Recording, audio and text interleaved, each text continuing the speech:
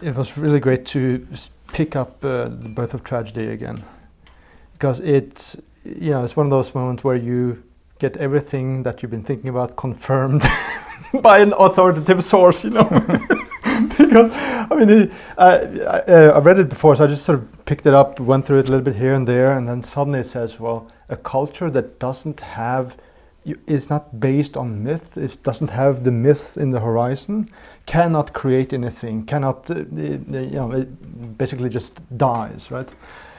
And that's when I thought, oh, this is just amazing, and because that's what we see today, right? That there's absolutely no myth. Well, it has been for a long time within the field of art, and that's always what. I mean, that's basically why we made this channel, to say if you're a figurative painter, it's not enough just to paint reality as it is. You have to add this extra element. I mean, this is the Dionysian.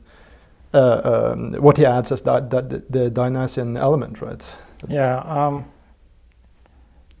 it's a bit unclear how close to tie the mythical to the Dionysian, I think, because he also says you need both. You need both Apollon and Dionysus. Absolutely. And the Dionysus is sort of like the ecstatic, the intoxication, and the wild, instinctive element.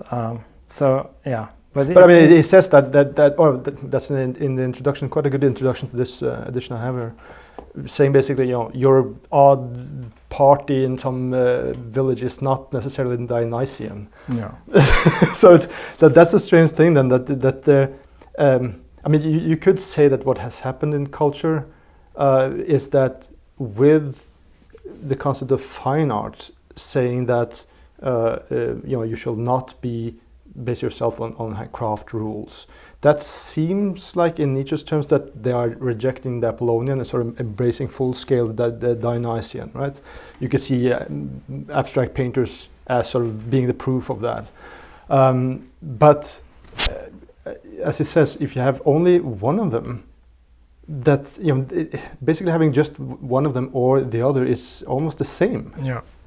And then when they merge, that's when you get into catapulted into some mythical level. Right? So what I find refreshing is, so I teach philosophy, and we sort of start with Socrates very often. We start with that was when it all started. He gets a bad rap here. And Nietzsche thinks that's where it all went downhill. That was with Socrates. So he sort of turns the tables a little bit. Because with Socrates, everything became rational. So with Socrates, you went from the mythos to the logos. You went from mythology and explaining the world in terms of mythologies to rationally reasoning yourself forward to a conclusion and questioning everything, and everything became very rational. And Apollon is the god of planning and rationality, and Dionysus is the god of intoxication and partying and the ecstatic condition, instinctive. So he thinks that he went too far in the direction of Apollon with Socrates. And then from Socrates you got Christianity, and then you got science, and he thinks that's all on the Apollon side of those two aspects. And he's arguing that we need more of Dionysus. We need to bring Dionysus back on stage. I mean, that reminds me of this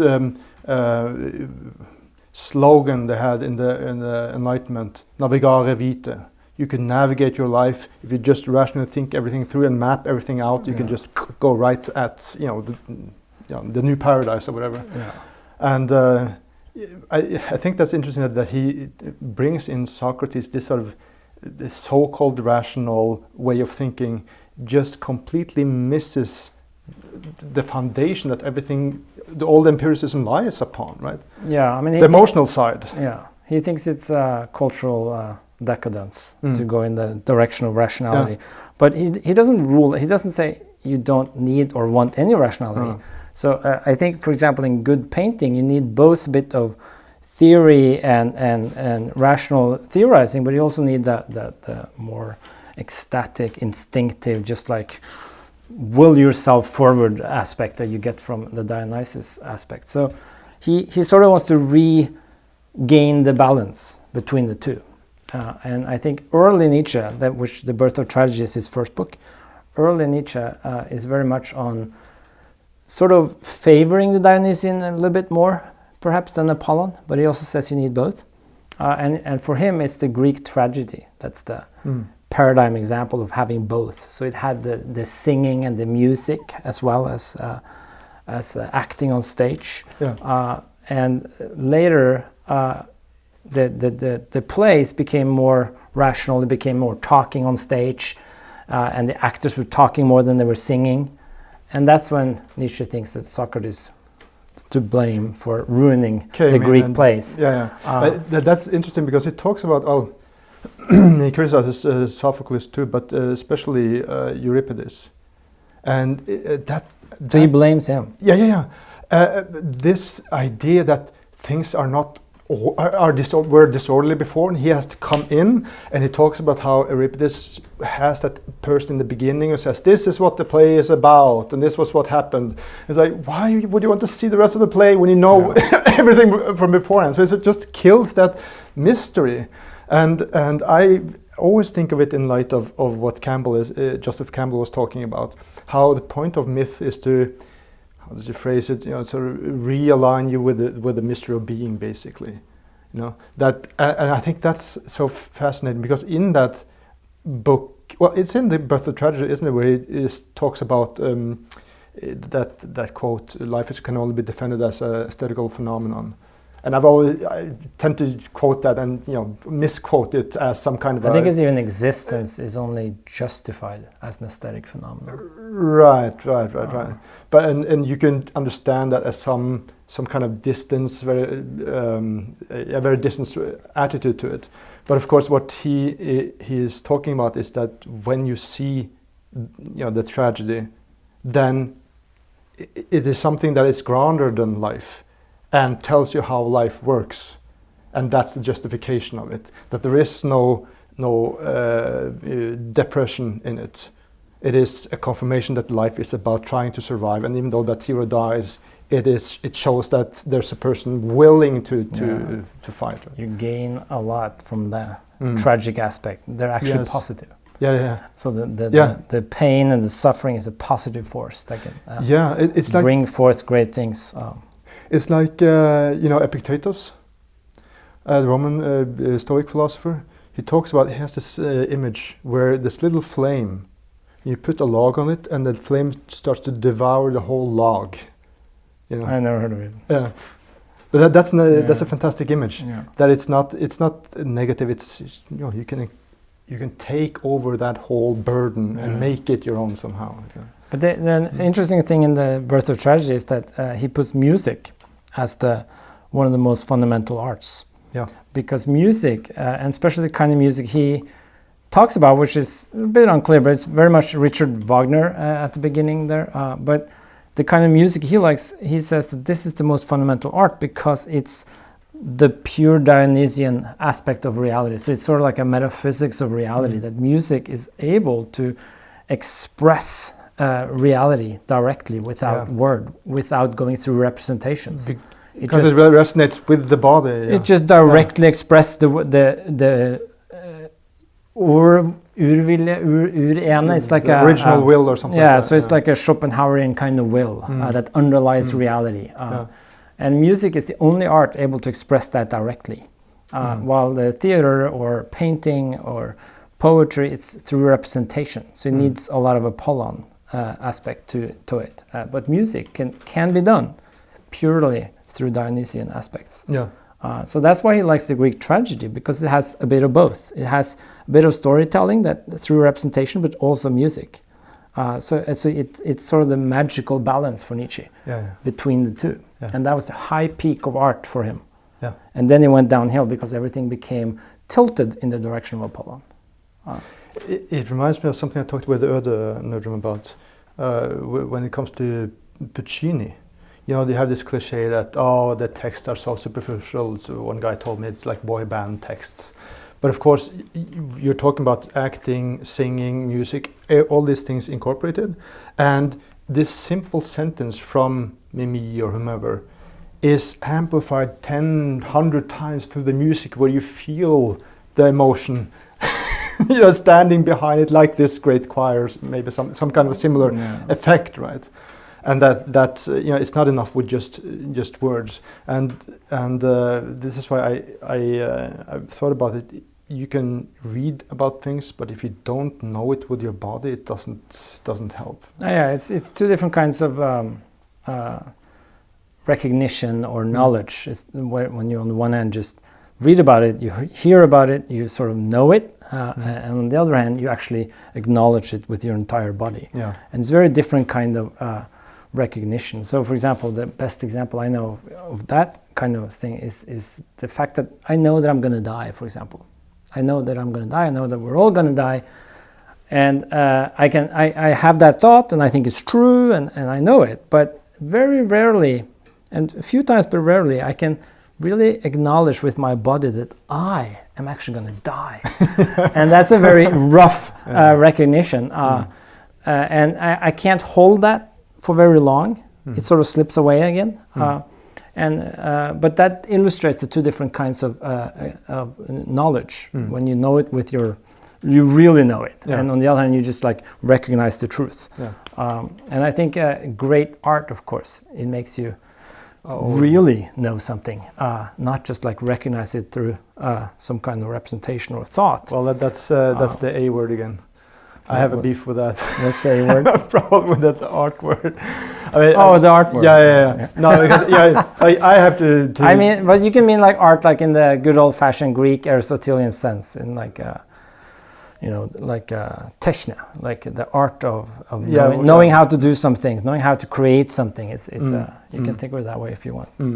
Because it strikes me if you talk about as an opposition to the tragedy that it is talking about, you have the concept of fine art, because I think it's a good simultaneous contrast, which is basically Nietzsche's idea of slave morality, where because you take away all the demands of craft, the Apollonian, but also the Dionysians, because it's not supposed to be emotional and impact. You're supposed to have an aesthetically different relation to it. The modern concept of fine art, right? And that sort of kills both sides of it somehow. So it's not either or. Well, and I guess that's why also he talks about it's not Apollonian or Dionysian when it starts going down. Suddenly becomes Socratian or Dionysian, right? So Socrates is this sort of so-called completely rational way of thinking just takes over. But it's not Apollonian, still not Apollonian. It's a very strange distinction. I mean, I think I don't know if I would call it or identify with slave morality, because that's something that comes a lot later in the Nietzsche literature than this dichotomy. But I think it's more I'm not gonna. Well, one thing why it's so important to be aware of this is that. I've had some conversations with painters about that. You are only, I guess I mentioned it, only concerned with recapturing reality. But that alone just dies, because it's not that grand perspective. And I think, isn't that correct? I mean, what Nietzsche is talking about is that the Apollonian is sort of the zeitgeist, your zeitgeist orientation, and also the empiric study of what the individual thing in front of you. But then the Dionysian puts you into contact with the fact that these things pervade throughout time, right? The archetypical perspective. Yeah, I mean, there are very many ways you can read Nietzsche, right? He's not crystal clear on this, but I think I read him more by saying that not taking the Dionysian aspect and the Apollon and saying that this is identify the Apollon with the zeitgeist or something. I would rather say that not identify, but it would fall more under that. If the Apollonian is not necessarily just for a painter study craft, being empirical, and getting the proportions correct, that would be placed, as I see it, under the Apollonian. But also the zeitgeist idea, you couldn't really place it under Dionysian. It would be more under the Apollonian, because that's sort of the temporal aspect here, right? So maybe. I mean, if I would put it like this: I would say the Apollon feature is not promoting life in the way that Nietzsche wants great art to be doing. So when you lean too much towards the rational, the planning, the representative aspects of Apollon, you sort of don't promote the life instincts or the life drives that we all have. So when you add the Dionysian aspect, you through music in particular for Nietzsche, you sort of bring in that aspect of ecstatic, letting yourself go and letting yourself just join in with the music and get in the flow, as some psychologists talk about when you're in the flow. And I think he's saying that promotes life more.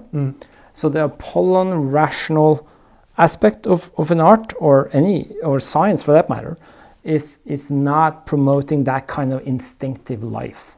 And that's his agenda, to bring that back on the stage, that you need to actually promote our instincts and our drives and all our emotions, and you need to get it all out there and promote life in that way. And that's why he wants to bring in the Dionysian as well as the Apollon. But if you only bring in the Dionysian and have no Apollon, it would just be like, it could be fun, but it wouldn't take you much forward in a sense. So you need to have both. But he thinks this is what he later calls nihilism, when you're denying life. This is why he hates Christianity, for example, because he thinks that Christianity is denying and putting a lid on all our drives, all our sexual drives, all our life drives and instincts that we think is fun and that we just want to let go. And Christianity is holding it back. It's saying, restrain yourself, hold back, don't do this, don't do that, you shall do this. It's actually holding people down. And he thinks that's horrible, because that's life denying.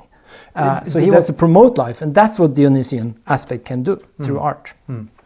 And this is something also that I had a conversation with Jonas Landstad on the mystery cults. Participating in the ritual, and he said something that really stuck with me.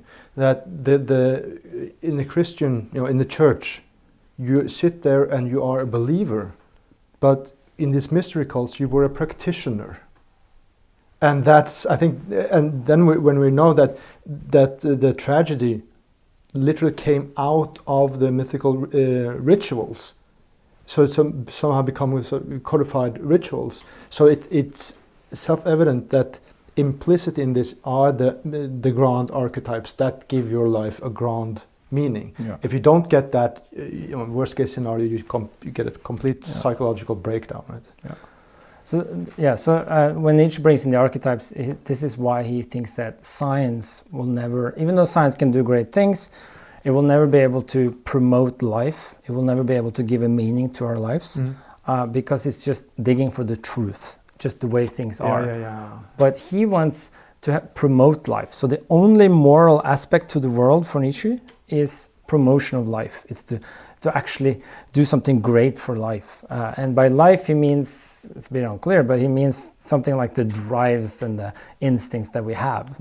And he thinks you need the mythical story, for example, to recognize yourself and to bring yourself forward. You need a mythical story. And it doesn't even have to be true in any strict sense, right? So he doesn't. So this is one of the big questions in Nietzsche that I think is very interesting, is that he questions the value of truth.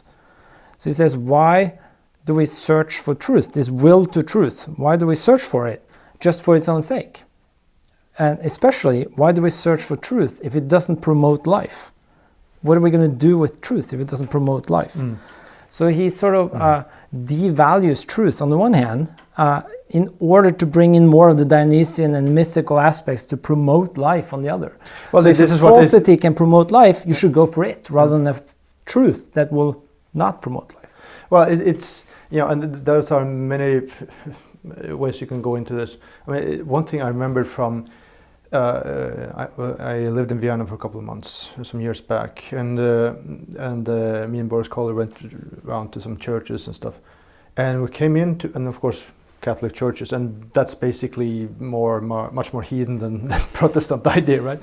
And you come in there, and a woman, in the 19th century or something, had donated a painting to the church because her child had been buried in the church. And it's a painting of a woman giving her child to Jesus. And, you know, sort of sidestepping Nietzsche's critique of Christianity, the mythical function here is not, well, you can tell the woman the truth of what is happening to the child now lying in the coffin, but that's not maybe what you need right then, right? Yeah. So this image of the woman giving her child to Jesus, that is, well, it's a lie, but it's something that is psychologically needed, right? but one thing is sort of living on a lie when you need it. Another thing is, I think, for example, for a Nietzschean perspective, would say that you need truth if you want to do good science, for example. You need the concept of truth, and you need to search for the truth rather than just what you want to search for. Truth but as such, right? I think when the falsity gains most value, is in science truth has a value, right? But when falsity gains most value and can trump truth sometimes, I think is when in art. And this gets back to what he says, that reality is justified as an aesthetic phenomena, because when you create something and you create a play or some music or a poem, it's the important part there is to actually do it in a way that promotes your life, that makes you feel better and makes you gain more life and not kill life, not hold it down. And in that, when you do that, you don't want to worry about truth. Because if you worry about truth, exact truth and exact representation, it's going to ruin that promotional life. Yeah. It's just going to kill it. You're going to be depressed and you're going to see that it wasn't like that after all. Well, that's a bummer. So what you want in the aesthetic phenomenon, you want to promote life. And that's when truth doesn't necessarily have the most value. But if you want to build a bridge, you want truth on how to build that bridge, because you don't want it to collapse as soon as you walk on it. Yeah. Thank you for checking out this clip from the Cave of Apelles. If you want to watch the entire segment, head over to caveofapelles.com/donate and become a $5 patron. That will allow you to access all our Dark Flame episodes, bonus material with our featured guests, and more.